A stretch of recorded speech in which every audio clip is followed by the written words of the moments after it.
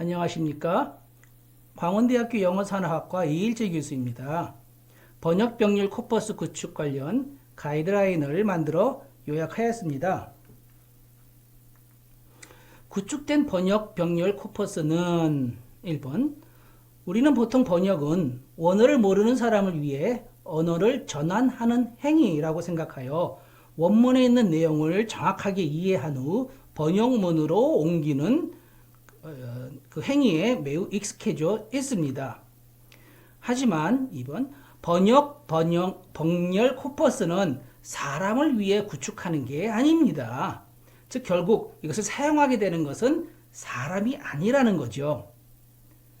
세 번째로 가면 즉 수용자 입장에서 상시 사용 가능하도록 이 번역 병렬 코퍼스를 구축하여 또 다른 기계를 학습하는 것이 목적입니다. 다시 강조하지만 번역 병렬 코퍼스는 다른 사람들이 읽고 번역문을 비교하는 그런 목적이 아닙니다. 4번을 보면요. 번역 병렬 코퍼스는 다른 언어 프로그램의 먹거리라고 보실 수 있습니다. 예를 들어 외국인을 위한 어떤 회사가 외국인을 위한 자동 응답 시스템 그런 프로그램이 있다고 하면 이 프로그램이 있어도 데이터가 없으면 무용지물이기 때문에 정부에서 만들어 놓은 이런 번역 병렬 코퍼스를 다운받아서 자기네 프로그램을 학습하는 데 사용합니다. 또한 예를 들어 외국어 회화 상호작용 프로그램이 있다고 하죠. 학습지 같이 우리 인터넷 웹도 그런 거 많고 앱도 많고 이런 데서는 프로그램을 만들어도 데이터가 없으면 무용지물입니다. 그러면 이렇게 언어 관련 데이터 우리 이제 이런 번역병렬 코퍼스를 다운받아서 회사에서 사용하는 그런 프로그램을 학습해서 상업용으로 쓸 수 있습니다. 또한 다양한 안내방송, 자동응답, 웹사이트 자동번역 프로그램 등등 이 언어 데이터를 필요로 하는 그 기업이 많이 있을 수 있습니다. 이런 곳에서 이런 번역 병렬 코퍼스를 가져다가 자기네 프로그램을 학습시키는 데 사용합니다. 그래서 번역 병렬 코퍼스는 다른 언어 프로그램의 이 먹거리다 라고 제가 썼습니다. 5번 기존 언어 기반 프로그램은 번역 병렬 코퍼스 내 두 언어의 특징을 딥러닝하여 더욱 스마트하게 변한다. 이 말은 기존이라는 것은 회사에서 갖고 있던 이런 프로그램들은 예를 들어 이 프로그램이 한국어, 중국어 관련된 어떤 학습지나 자동 응답 프로그램이라 하면 이 번역 병렬 코퍼스를 집어넣어서 학습을 시키면 결국에는 그 프로그램은 더 정확하게 된다는 거죠. 계속 계속 학습시키면은 그 이세돌을 이긴 그 알파고 같이 최상으로 스마트하게 변하게 되는 겁니다. 번역 병렬 코퍼스의 번역 품질 기준은 어떻게 될까요? 1번 원문과 번역문을 비교해서 이렇게 주요 어휘의 누락, 추가 변질 없이 내용과 표현에 있어서 적절하게 이 완벽한 게 아닙니다. 완벽할 수가 없죠. 두 언어는 절대로 완벽할 수가 없습니다. 적절하게 유사해야 한다. 즉 얼뜻 봤을 때 이 말과 이 말이 이 정도면 비슷하네 정도면 됩니다. 정확하게 될 수는 없습니다.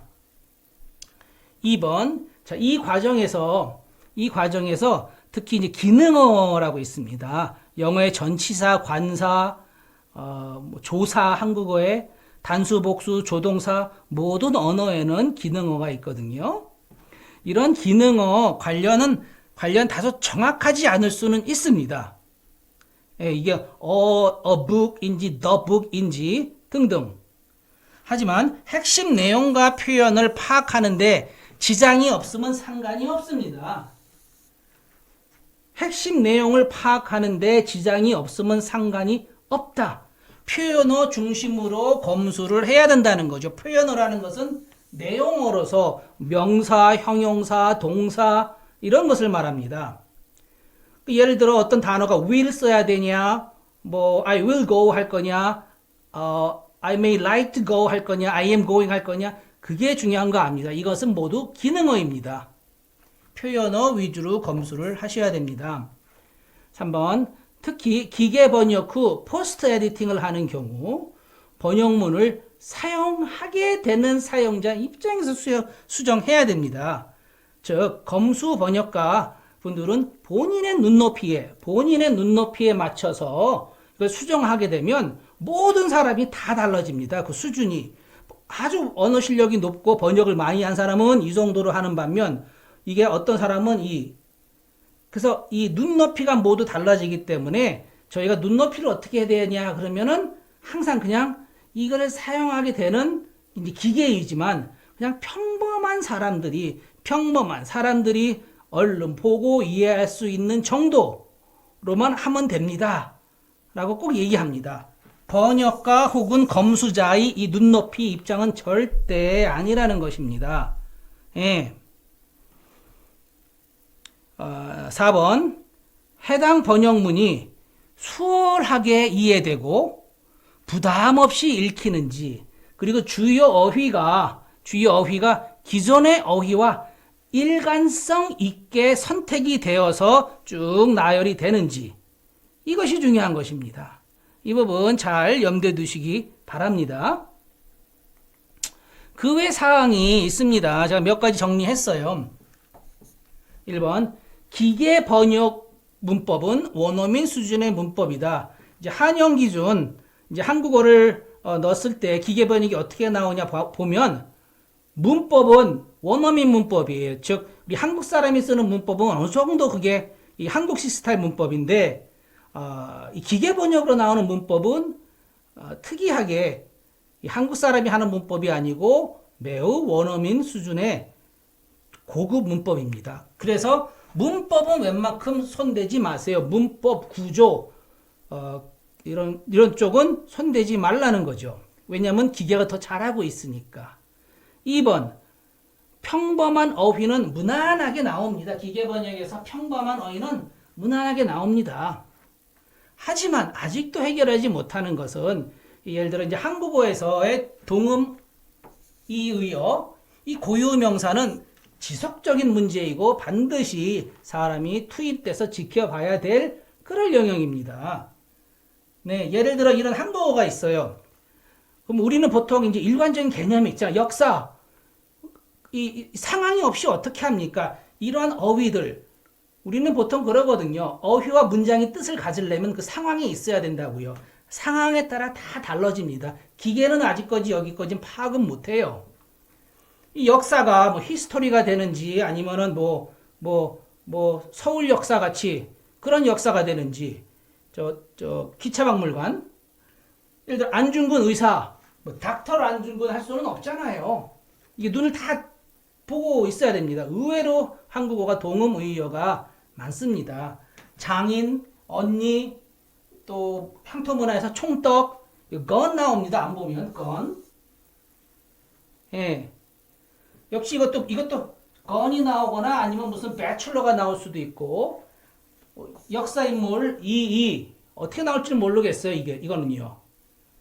김구, 또 우리의 도시 대구, 이게 도시 이름도 되고 생선 이름도 되고, 우리는 살면서 이제 익숙해져서 모르지만 기계는 이런 것을 아직은 파악을 못하기에 인간이 집중적으로 이것을 관리해야 됩니다. 그 다음에요, 불확실한 어휘는 번역 메모리에서 많이 사용된 것을 선택하세요. 이게 있습니다. 이제 번역을 쭉 하다 보면은 이제 기계 번역 후 이제 포스트리 하면 단어들이 계속 보이면 뭐랄까, 어떤 거를 쓰지? 그럴 때 내 임의로 뭐 네이버나 내 사전을 보지 말고 무조건 번역 메모리에서 많이 사용된 것을 선택을 하셔야 됩니다. 비록 그게 틀린 단어라도 말이에요. 남들이 많이 쓴 단어를 따라가세요. 다음요. 미심쩍은 어휘는 원어 번역어를 정리하여 팀장에게 제출하여 쭉 정리해야 됩니다. 아시겠죠? 그럼 팀장은 나중에 용어 관리팀에 보내게 됩니다. 다음요. 또 한 번이네요. 틀린 단어가 많이 선택되었고, 네? 그래서 이 단어들 다 틀렸네. 이렇게 해도, 그리고 내가 맞았어. 그래도 틀린 단어를 써야 됩니다. 이게 맞는 거예요. 기계 번역에서는요. 내가 아무리 그걸 안다 그래도 기계에 있는 내용이 다 틀렸다 하더라도 그 틀린 거를 써줘야 돼요. 일단은요. 아시겠죠? 그 다음에 4번 여기요. Deep Learning은 가장 보편적인 패턴을 학습한다. 이것을 제가 말씀드린 이유는요. 그래요. 그냥 아무거나 하나 잡을게요. 의사. 의사. 그럼 이제 안중근 의사 그러면 나도 의사가 영어로 안중근 의사 그걸 뭐라 하는지 모르겠네요. 그러면 어떤 것을 이렇게 많이 쓴 거 있는 반면 또 어떤 사람은 이 단어를 썼고 이 단어를 썼고 이렇게 될 수 있거든요. 그러면 기계는 학습을 할 때 이것을 선택하게 돼요. 이것을 선택 안 하고. 예, 그래서 제가 일단 많이 쓰는 것을 하라는 거죠. 근데 내가 보니까 나는 이게 맞아. 내 표현이 정확해. 안 먹힙니다. 안 먹혀요. 많이 쓰는 걸 따라가서 기계가 일로 학습되게 해야 되는 거죠. 네. 그래서 나중에 이제 이게 안중근 의사가 2개가 있다 그래요. 근데 나중에는 옳은 것이 많아지면 이제 자동으로 기계 학습이 이게 됩니다. 이것은 나중에 이제 없어지게 되고요. 그런데 이게 이만해진다면 이제 문제가 되는 거죠. 혼동이 되는 거겠죠. 5번.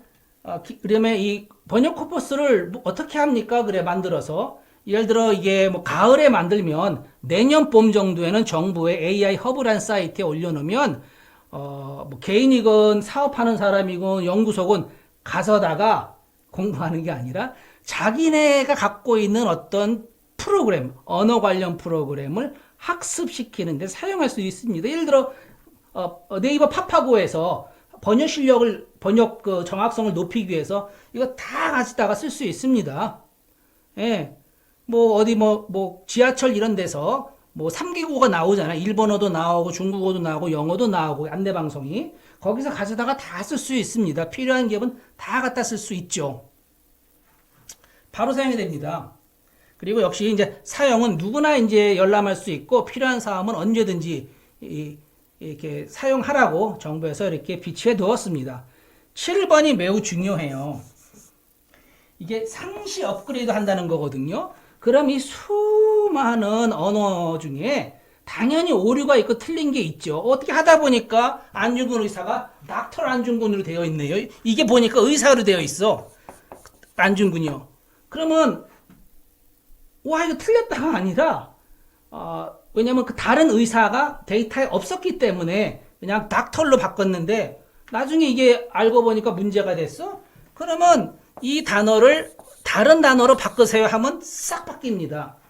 이 말은 뭐냐면요. 번역을 하실 때, 이제 번역 후, 이제 포스트 에디팅을 하실 때, 어떤 단어에 있어서 시간을 많이 소비하지 말고, 그리고 너무 정확한 것을 찾으려고 하는 것은 아닙니다. 그저 많이 쓴 단어, 그것을 따라가고 낯선 게 있으면 넘기세요. 그리고 이제 다른 가능성이 있죠. 이건 이게 좋은데 저건 저게 좋은 게 그런 거 하는 게 아닙니다. 아시겠죠? 가장 많이 쓰는 단어를 일단 따라가시고 미심쩍은 단어가 있으면 정리해 주세요. 예를 들어 안중근 의사를 닥터해도 되나? 예를 들어 언니 이리 와 할 때 언니 뭐 밥 한 그릇 더 주세요. 언니 밥 추가요 할 때 시스터 해도 되나? 근데 다 시스터 했어. 그럼 일단 시스터 하고 알리세요. 나중에 용어 관리팀에서 일괄적으로 업그레이드 하면은 그거는 끝납니다. 그러니까 이게 무슨 단어지? 이거 무슨 단어지? 그렇게 고민하는 게 아닙니다. 그래요. 일단 여기까지 얘기했고 이 번역 코퍼스는 굉장히 쉽지 않은 작업으로 많은 사람이 똑같은 가이드라인 안에 협업하고 그다음에 상시 커뮤니케이션을 하면서 만들어가야 됩니다. 이렇게 중요하기 때문에 저도 이걸 설명하다 보니까 이 목소리가 좀 올라간 점은 잘 이해해 주시기 바랍니다. 여기까지 하겠습니다. 감사합니다.